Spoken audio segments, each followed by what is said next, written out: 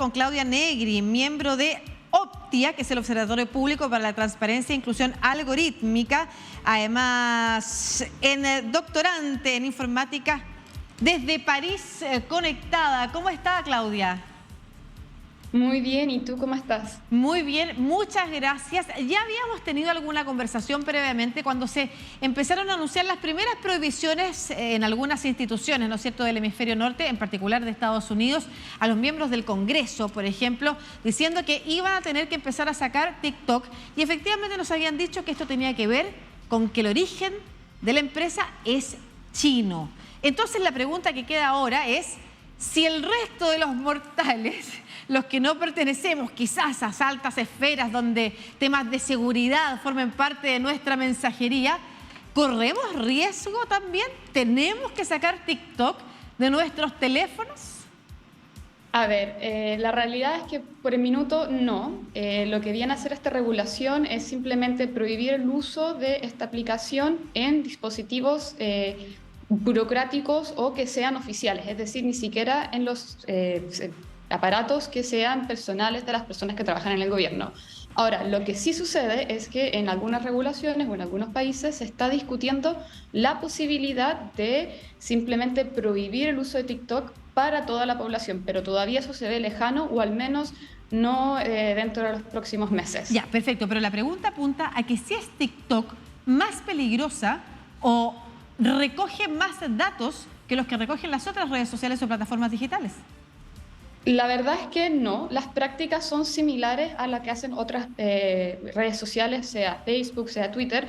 Tal vez pueden ser un poco más intrusivas. Por ejemplo, estaba leyendo que la política de privacidad de Estados Unidos dice que existe la posibilidad de recoger datos biométricos.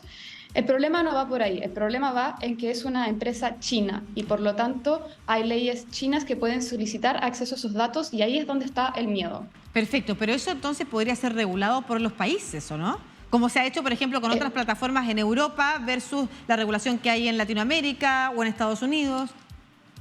Efectivamente, y de hecho hoy día en Europa hay bastantes investigaciones al respecto sobre el tema si TikTok está compartiendo datos con Beijing o no. Bastantes investigadores tienen la misma posición en que no hay que prohibir, sino que regular en países donde no hay suficiente regulación.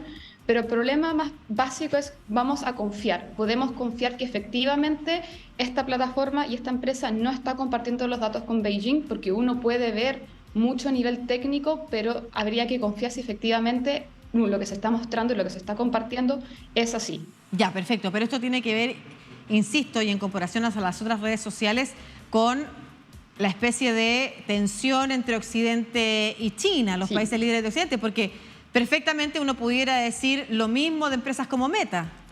Sí. Bueno, de hecho, eso es un gran problema a nivel europeo. Hay bastantes conflictos con Estados Unidos sobre si se pueden enviar los datos de los ciudadanos europeos, las personas que viven en Europa, a Estados Unidos, todo lo que se llama el Privacy Shield, ¿cierto? Y Max Schrems versus Facebook, porque en Estados Unidos también existe una ley que es muy parecida en el sentido de que, que el gobierno tiene acceso a los datos de las empresas que están en Estados Unidos. Ahora, el problema es político, ¿cierto? Estados Unidos es una democracia. Más allá de si uno está de acuerdo o no, es una democracia. Mientras China, podríamos decir que es un autoritarismo. Entonces, ahí es donde está el problema. Es un problema geopolítico, si es que confiamos en lo que van a hacer con esos datos o no. Pero efectivamente sí hay conflictos, por ejemplo, entre Europa y Estados Unidos sobre qué datos se pueden enviar y si hay acuerdos o no. Y básicamente esto tiene que ver con que hay como incapacidad de parte de las instituciones públicas hasta el momento de poder saber con certeza si cualquiera de estas empresas está usando nuestros datos, como por ejemplo se usaron para campañas electorales sin nuestro permiso. Exacto. De hecho, solamente como para recordar, TikTok tuvo un problema el año pasado en que algunos empleados chinos y de Estados Unidos estuvieron traqueando a periodistas de Forbes y Forbes lo mencionó. Entonces, aún así, siendo que ellos habían mencionado no va a haber un problema de privacidad, no lo estamos utilizando para vigilar a los periodistas, sí sucedió. A ver, ByteDance, que es la empresa de TikTok, despidió a estos trabajadores, pero ahí está el problema, podemos confiar, ¿cierto?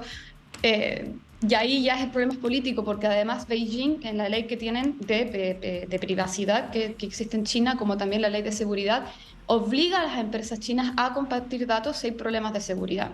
Entonces, ¿cómo hacemos que estos requerimientos que están en conflicto, ¿cierto?, puedan solucionarse? No es tan fácil ahí la solución. O sea, la diferencia podría ser en que entonces, al menos públicamente, es sabido que el gobierno chino obliga a las empresas a entregar sus datos, los datos que recogen y la información. Mientras, en teoría y públicamente, el gobierno de Estados Unidos exige a las empresas como Meta, Facebook, que muestren su información para saber si efectivamente están compartiendo o no. O sea, están intentando regular más allá de que lleguen tarde. ¿Para qué hablar en Latinoamérica? Podríamos conversar de eso también, Claudia, de las distintas regulaciones que hay.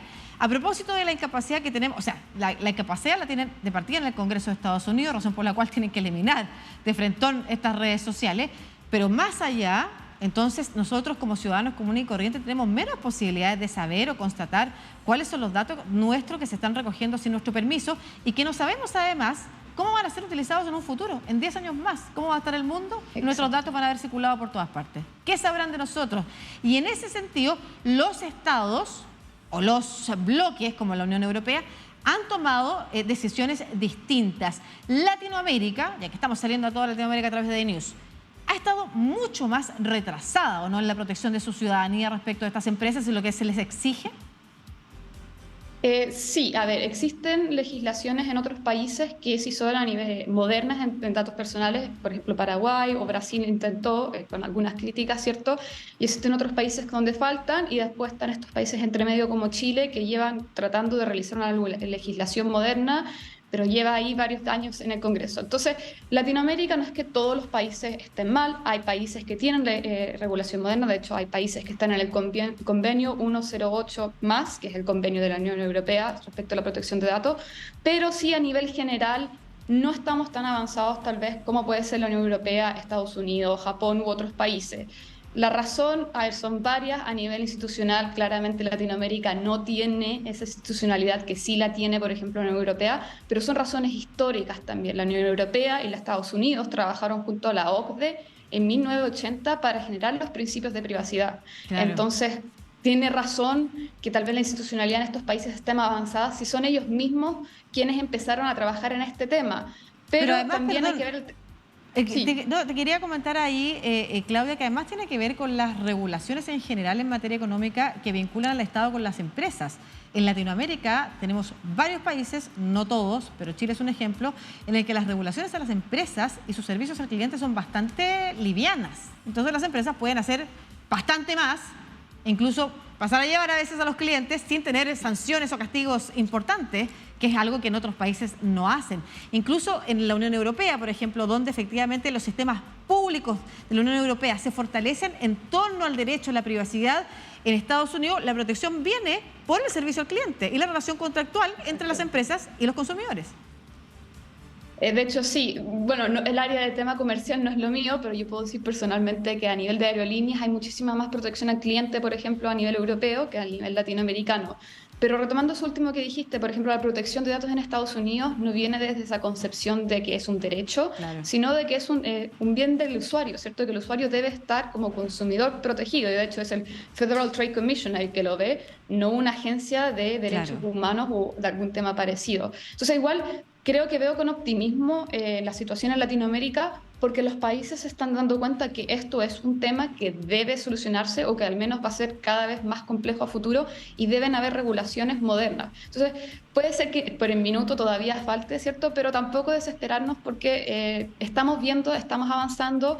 De hecho, Costa Rica hace un par de meses estuvo trabajando el tema de la inteligencia artificial también. Entonces, estamos viendo que hay que avanzar y hay que avanzar rápido a nivel latinoamericano. Porque la tecnología avanza mucho más rápido. Usted recordaba efectivamente, Claudia, el caso de Brasil en las elecciones, cómo efectivamente ahí se intentó hacer, sobre todo en Twitter y en otras redes sociales, una como investigación bastante sesuda respecto de qué cosas se podían hacer, qué cosas no se podían hacer.